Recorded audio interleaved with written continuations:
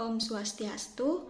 Assalamualaikum warahmatullahi wabarakatuh. Shalom, namo buddhaya, dan salam kebajikan untuk kita semua. Sebelumnya, yang terhormat kepada Prof. Dwinata selaku dosen pembimbing PJBL Parasitologi Veteriner kelas C dan juga teman-teman dari kelas C yang kami banggakan. Kami dari kelompok C2 akan memaparkan PJBL Parasitologi Veteriner kami yang memaparkan tentang Fasciola gigantica.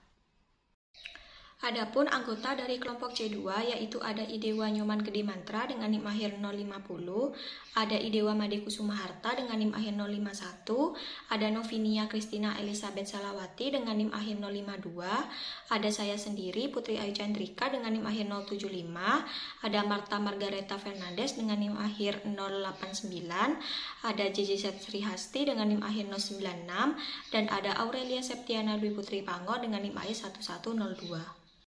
Parasit adalah hewan renik yang dapat menyebabkan penurunan tingkat produktivitas pada hewan yang ditumpanginya.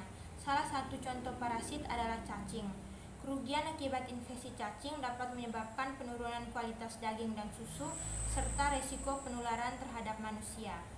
Salah satu jenis cacing parasit adalah Fasciola sp yang merupakan genus dari cacing parasit yang termaksud dalam kelas Trematoda yang dapat menyebabkan fascioliasis. Ada beberapa jenis Fasciola yang sering dijumpai yaitu Fasciola gigantica dan Fasciola hepatica. Berdasarkan geografis, di daerah tropis seperti Indonesia, fascioliasis biasanya disebabkan oleh spesies Fasciola gigantica yang menyerang hewan ternak seperti sapi, kerbau, kambing, domba, dan kadang-kadang menyerang babi. Namun, di berbagai wilayah lain di dunia seperti di Amerika, Australia, dan Eropa, fascioliasis biasanya disebabkan oleh. Selanjutnya, saya akan menjelaskan sedikit tentang Fasciola gigantica. Fasciola gigantica adalah salah satu spesies cacing hati yang termasuk dalam kelas Trematoda. Cacing ini termasuk dalam genus Fasciola dan memiliki kedekatan dengan spesies lain seperti Fasciola hepatica. Fasciola gigantica terutama menyerang hewan herbivora seperti sapi, kerbau, dan kambing, tetapi juga dapat menginfeksi manusia melalui konsumsi makanan atau air yang terkontaminasi larva infektif. Cacing ini juga menyebabkan penyakit yang dikenal sebagai fascioliasis yang dapat berdampak serius pada kesehatan ternak dengan menurunkan produktivitas termasuk berat badan, produksi susu, dan tingkat reproduksi. Pada manusia, infeksi ini dapat menyebabkan berbagai gangguan seperti nyeri perut, demam, hingga kerusakan hati yang serius. Selanjutnya itu predileksi. Predileksi utama pada Fasciola gigantica adalah saluran empedu pada hati. Pada fase larva, Fasciola gigantica bermigrasi melalui jaringan hati sebelum mencapai saluran empedu. Dalam saluran empedu, cacing dewasa menempel pada mukosa, mengisap darah, dan menyebabkan yang pertama kerusakan jaringan hati akibat migrasi larva tersebut. Larva Fasciola gigantica merusak jaringan hati saat bermigrasi dari usus menuju saluran empedu menyebabkan pendarahan, nekrosis, dan peradangan lokal. Yang kedua, iritasi saluran empedu karena aktivitas cacing dewasa. Cacing dewasa menempel pada dinding saluran empedu, mengisap darah, dan menyebabkan luka serta iritasi pada mukosa. Dan yang ketiga ada peradangan kronis yang dapat berkembang menjadi fibrosis saluran empedu.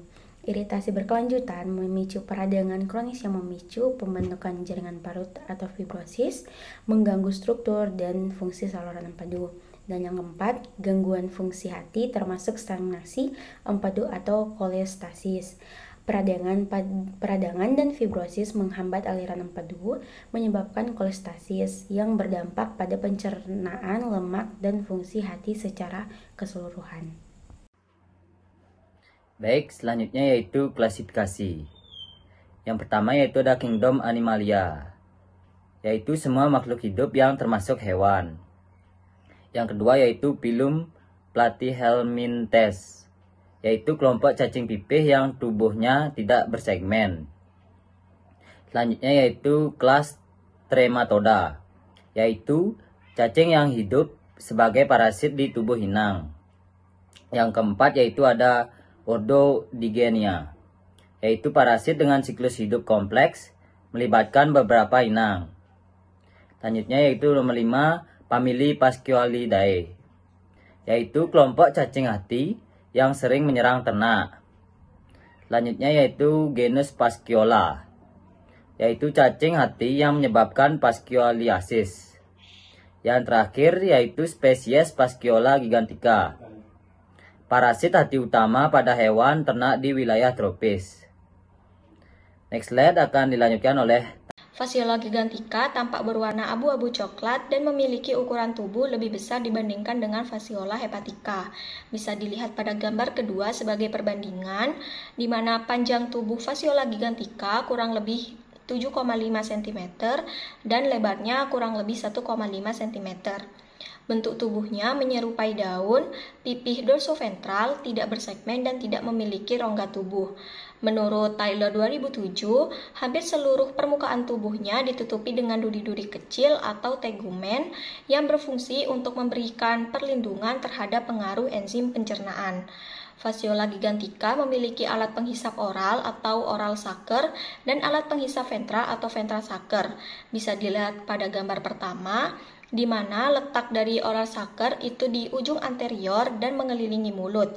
Sedangkan alat penghisap ventral atau ventral sucker itu terletak di sepertiga anterior permukaan ventral tubuh.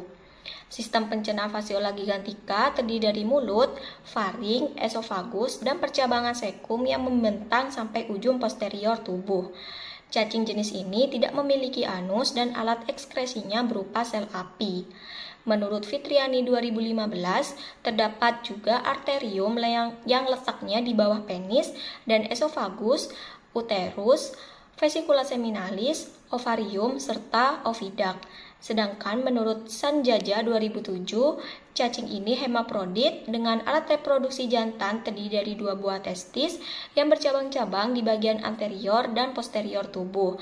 Sedangkan alat reproduksi betinanya itu terdiri dari 1 ovarium yang letaknya di anterior tubuh berbentuk lobus dan dikelilingi oleh vitellaria, dan ada uterus yang bermuara di genital pore.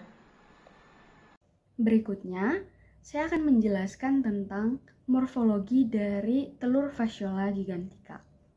Secara umum, telur cacing hati atau telur Fasciola memiliki bentuk oval, berdinding halus dan tipis, berwarna kuning, serta memiliki sifat yang sangat permeabel. Telur cacing Fasciola juga memiliki operkulum pada salah satu kutubnya. Apakah operkulum? Operkulum ini merupakan daun pintu telur yang terbuka pada saat telur akan menetas, dan kemudian larva Miracidium yang bersilia dibebaskan. Dengan kalimat lain, operkulum adalah tempat keluarnya larva Miracidium dari dalam telur.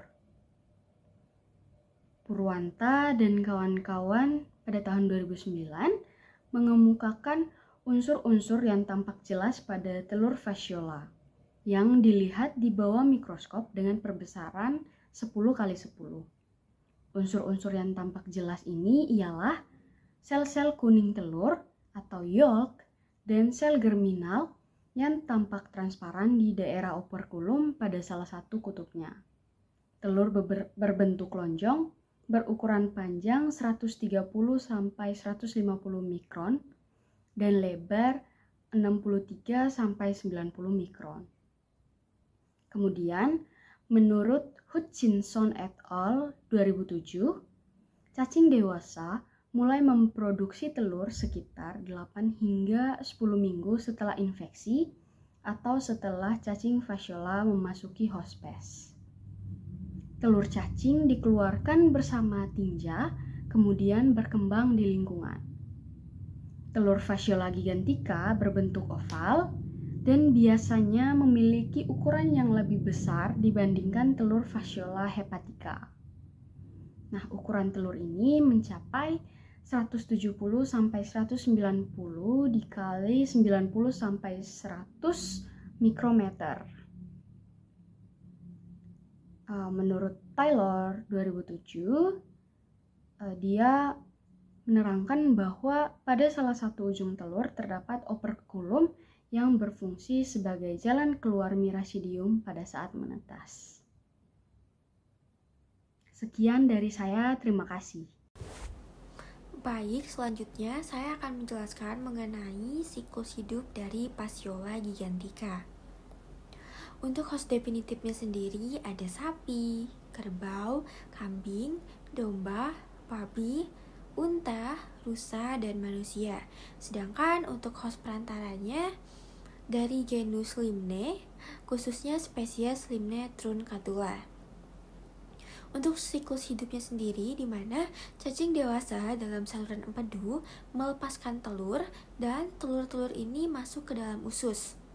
Telur yang masuk akan berkembang dan menetas, melepaskan mirasidium bersilia yang bersifat motil. Proses ini membutuhkan waktu sekitar 9-10 hari pada suhu optimal yaitu 22 hingga 26 derajat Celcius dan hanya sedikit perkembangan yang terjadi di bawah suhu 10 derajat Celcius. Mirasidium bergerak aktif dalam air. Mirasidium yang dilepaskan memiliki umur pendek dan harus menemukan siput yang cocok dalam waktu sekitar 3 jam jika ingin berhasil melakukan penetrasi. Pada siput yang terinfeksi, perkembangan berlanjut melalui tahap sporokista dan redia, lalu ke tahap akhir di inang perantara yaitu serkaria.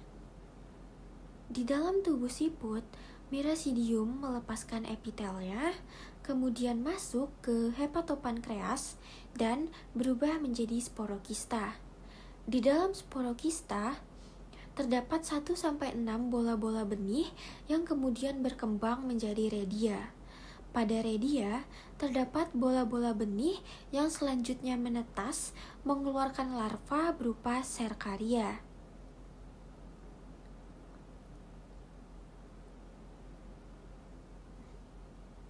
Serkaria yang dilepaskan dari siput sebagai bentuk motil yang menempel pada permukaan yang keras seperti pada bilah rumput atau daun dan bersemayam di sana untuk membentuk metaserkaria yang infektif.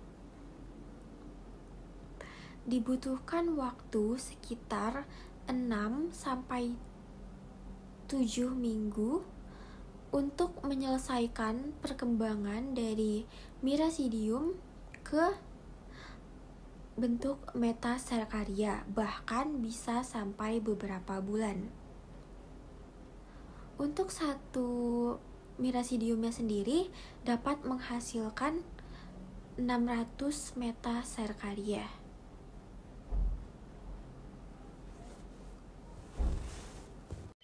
Hewan terinfeksi melalui termakannya metaserkaria yang terdapat pada tanaman.